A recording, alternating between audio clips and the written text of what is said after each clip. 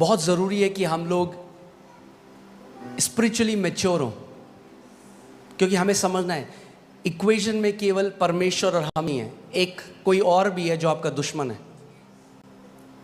क्यों यीशु मसीह ने अधिकार दिया? क्यों दिया अधिकार? बिकॉज कोई है जो आपके विरोध में है। परमेश्वर का वचन पहला पतरस 5:8-9 में कहता है कि शैतान फाड़ने वाले सिंह की तरह खोज रहा है मौका कि कैसे आपको फाड़े। इसीलिए प्रभु यीशु मसीह ने हमें क्या दिया? अधिकार दिया। मगर आप अधिकार में नहीं चल सकते अगर आप स्पिरिचुअली मैच्योर ना हो, अगर आप आत्मिक रीति से बढ़े ना, अगर आप एक बच्चे बन के रहें। देखो बाइबल क्या कहती है, सचेत रहो। पहले 8वीं आयत लगाइए, सचेत रहो और जागते रहो, क्योंकि तुम्हारा विरोधी शैतान गरजने वाले सिंह की नाई इस खोज में रहता है कि किसको फाड़ खाए। आपका पिता आपकी तरफ है, आपकी भलाई चाहता है, मगर कोई और है जो आपको नाश करना चाहता है। इसीलिए हमें स्पिरिचुअली मैच्योर होना है, इसीलिए हमें प्रार्थना में जीवन जीना है, इसीलिए हमें हमारी फास्टिंग एक लाइफस्टाइल होनी चाहिए। क्यों? क्योंकि हम इस शरीर में हैं। परमेश्वर से ब्राउनी पॉइंट पाने के लिए नहीं कि परमेश्वर मुझे और कुछ मिला, उसने पहली मिरास दे दी आपको, मगर आप अपने अधिकार में बढ़ सके।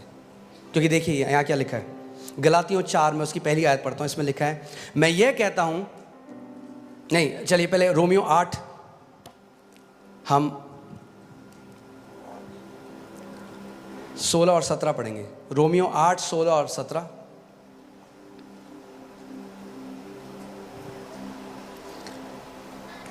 आत्मा आप ही हमारी आत्मा के साथ गवाही देता है कि हम परमेश्वर की संतान हैं। आप देख रहे हैं बाइबल में बार बार पौलुस इस बात को लिखता है कि हम क्या हैं? परमेश्वर की संतान हैं। और कई बार जब हम पढ़ते हैं संतान, लोग इसको टाइटल की तरह सोचते हैं कि मैं परमेश्वर को पिता कह रहा हूं। वो टाइटल में पिता नहीं है, वो असली में पिता है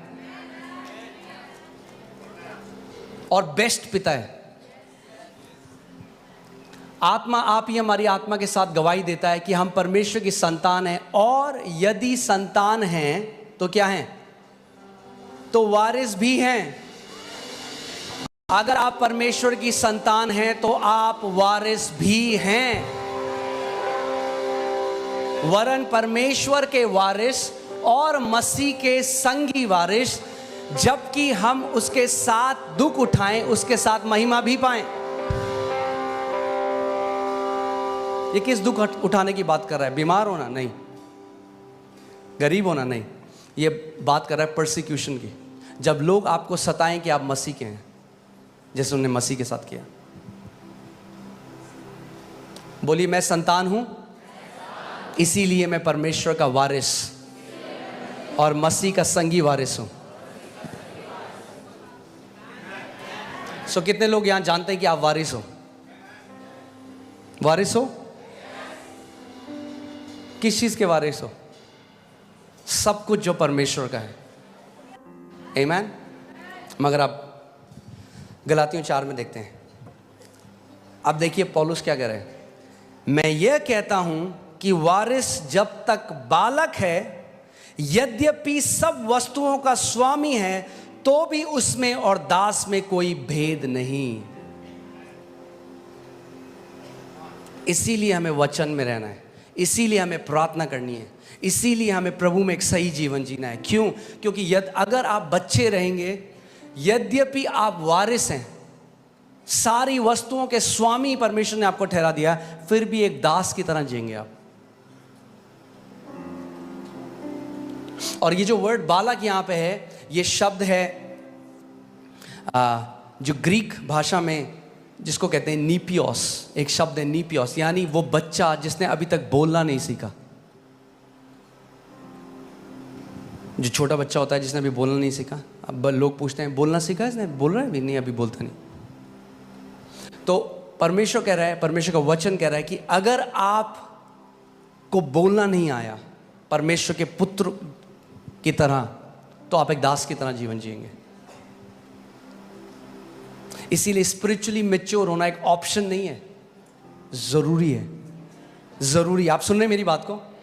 जरूरी है स्पिरिचुअली मैच्योर होना, वरना आपकी मिरास है, आप स्वर्ग जाएंगे, प्रभु के साथ रहेंगे, मगर पृथ्वी में आप एक हारा हुआ जीवन जिएंगे। यद्यपि परमेश्वर ने आपको सारी वस्तुओं का स्वामी नियुक्त किया था, तब भी कोई आपसे आपकी मिरास न चुराने पाए। आमीन।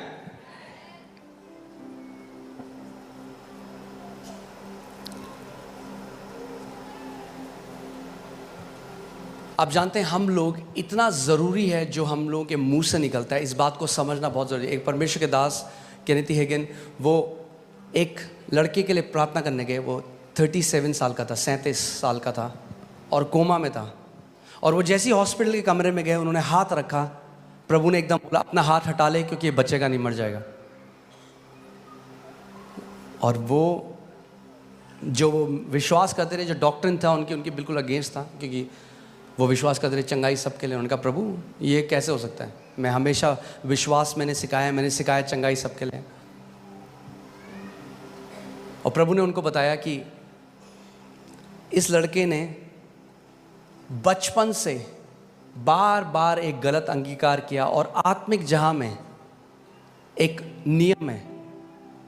तरह अगर मैं आपको समझाऊं सरल भाषा में, तो आत्मिक जहां में एक, समझ लीजिए एक बड़ा सा व्हील है, एक पहिया है, और जब आप किसी बात को लगातार कन्फेस करते हो, वो पहिया घूमने लग जाता है, उसको गति मिल जाती है।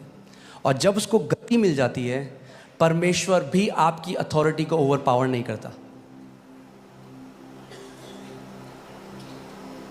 आप समझ रहे हैं मैं क्या कह रहा हूं? और प्रभु ने कहा अगर ये जिंदा होता, अगर ये कोमा के बाहर होता तो ये ठीक हो जाता। और फिर उन्होंने उसके भाई से कंफर्म किया, उसने कहा बिल्कुल सही बात है। जब ये छोटा था तब से ही कहता था मैं 40 साल तक जिंदा नहीं रहूँगा। पता नहीं क्यों कहता था, कह रहा हम भी बोलते रहे कि आप, हर बार बोलता रहता था। कैंप में गए हम, वहाँ पे भी कहता था मैं 40 साल नहीं देखूंगा अपने जीवन में। 37 में ही डाइड। पिता ने कहा मैंने इसको वापस घर बुला लिया है। वो वापस प्रभु के पास गया, मगर हम हर चीज़ परमेश्वर पे नहीं डाल सकते। हमारी भी एक रिस्पॉन्सिबिलिटी है पुत्रों की तरह। आप समझ रहे हैं? हमें अपने अधिकार को समझना है, अपनी जिम्मेदारी को समझना ज़रूरी है कि आपकी एक जिम्मेदारी है। नीति वचन 18:21 में लिखा है, जीव के वश में मृत्यु और जीवन दोनों होते हैं, और जो उसे काम में लाना जानता है वह उसका फल भोगेगा।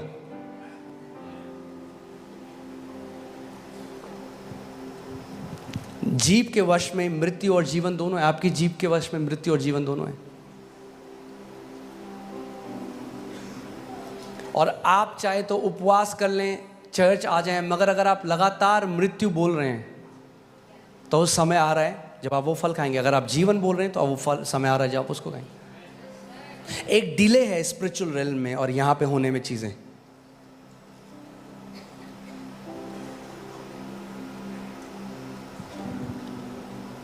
इसीलिए जो डोमिनियन है वो हमारी लाइफस्टाइल होनी चाहिए। एक बारी में नहीं होता। आपने देखा कोई व्यक्ति जिम जाए और एक दिन करे और अगले दिन आप देखो वो नहीं, लगातार लाइफस्टाइल की तरह करना पड़ेगा। वैसे ही अधिकार भी है, आपको लगातार जीवन शैली बनानी पड़ेगी शासन अधिकार की। क्योंकि कई लोग इतना गलत बोलते आए हैं अपने मुंह से बार बार। आपको पता है दुष्ट आत्माएं वेट कर रही हैं कि आपके मुंह से गलत वर्ड निकले और वो उन वचनों को इस्तेमाल करें आपके विरोध में।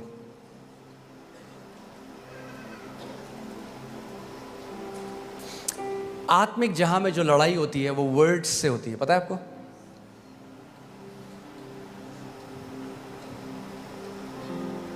ये जो जादू टोना करने वाले, तांत्रिक मंत्र तंत्र करने वाले क्या करते हैं? क्या बोल रहे हैं? वर्ड्स बोल रहे हैं, कर्स कर रहे हैं, श्राप दे रहे हैं, और उन शब्दों को दुष्ट आत्माएं लेती हैं और जाती हैं काम असाइनमेंट में। वैसे ही जब हम परमेश्वर के वचन को बोलते हैं तो स्वर्गदूत एक्टिवेट हो जाते हैं, उन वचनों को लेते हैं और वो असाइनमेंट में काम पे जाते हैं।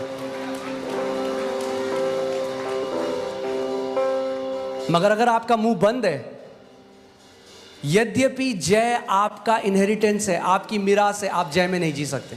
और मैं आपको एक बात बताता हूं, ध्यान से सुनिएगा। अगर आप जय में जीना चाहते हैं, ब्लेम करना छोड़ दीजिए। सबसे पहली चीज, मेरा जीवन ऐसा है क्योंकि मेरे पापा ने मेरे को ये नहीं किया, क्योंकि मेरी बहन ने मुझे प्यार नहीं मिला। अरे अब तो मिल गया यीशु मसीह में प्यार, खत्म करो उस गाने को।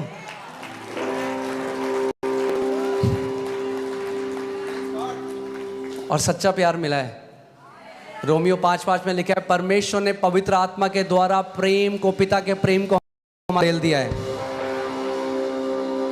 और अगर आप विक्टोरियस जीना चाहते हैं, जयवंत जीना चाहते हैं, आपको एक बेचारेपन की, विक्टिम मेंटालिटी से बाहर आना पड़ेगा।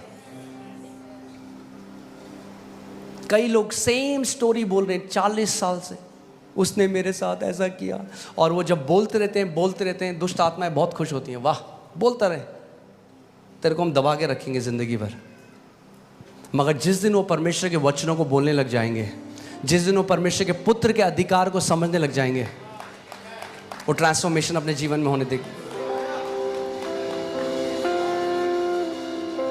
आमीन। आपको पता है कितने मसीह लोगों की बात कर रहा हूं मैं, जो प्रभु के बेटे और बेटियां हैं, वो टाइम से पहले चले गए, प्रभु ने उनको ले गया, उनका मुंह उनको ले गया। क्योंकि परमेश्वर आपकी फ्री विल को ओवरराइड नहीं करेगा। यही तो मैं कह रहा हूं, परमेश्वर को कंट्रोल करना होता तो सबसे पहले आदम और ईव को कंट्रोल कर देता बगीचे में। परमेश्वर आपको कंट्रोल, आप मुंह से जो भी बोलेंगे परमेश्वर कंट्रोल नहीं करेगा, वो आपको लीड करेगा, कंट्रोल नहीं करेगा कभी भी। इसीलिए जितने परमेश्वर की आत्मा के चले।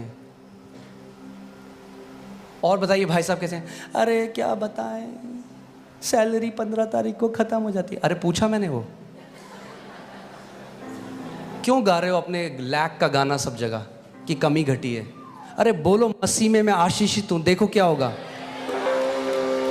जितना कमी घटी बोलोगे उतना कमी घटी में जियोगे, जितना अबंडेंस बोलोगे उतना अबंडेंस में जियोगे, जितना चंगाई बोलोगे उतना चंगाई में जियोगे, जितना ब्लेसिंग बोलोगे उतना ब्लेसिंग में जियोगे।